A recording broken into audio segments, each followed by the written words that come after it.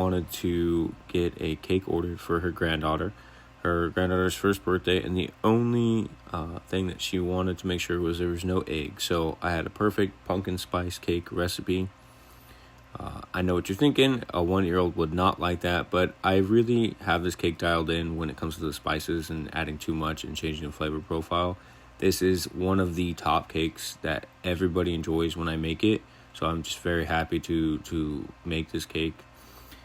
The cake theme is going to be Little Mermaid. It was very, very fun to do this, my first aquatic theme cake, so I'm very excited. The only thing I did not like doing was the cream cheese frosting. I hate working with cream cheese frosting.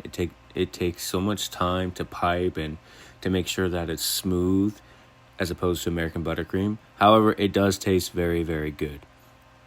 Once I kind of smoothed it out to the best of my ability, I took foil and I kind of roughed up the sides of it to give the scales that I was going to paint on kind of a rougher look, to get that scale look instead of just super smooth.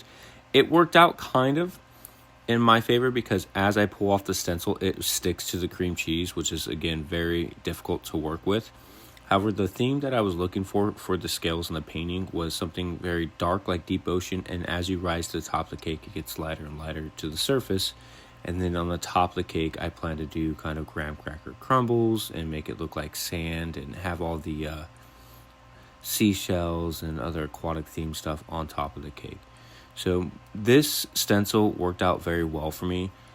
I only had one complaint, which was I wish I had a complete stencil that wrapped it. I could have gotten two. I didn't think about it, but note to self, definitely think about that. I got a clamshell, and I thought this would be perfect to add to the top of the cake, so I just quickly sprayed a stencil over that.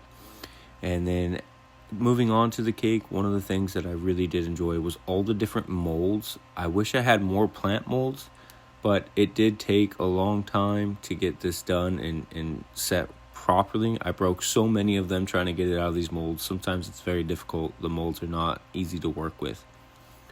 I didn't like the plain color of the plants, so what I ended up doing was just kind of painting over them with a kind of marble green that had some stardust in it, and then I sprayed that all over the other clamshells and the other mermaid tails that were on there as well.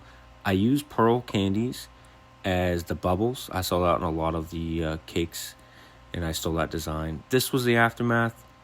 Like I said, she's turning 1. I did get some printouts of Ariel, Sebastian, and Flounder. I thought these were very, very cool, and I thought the cake turned out very well. Let me know what you think. Yeah, this was very, very fun to do. Thanks for watching.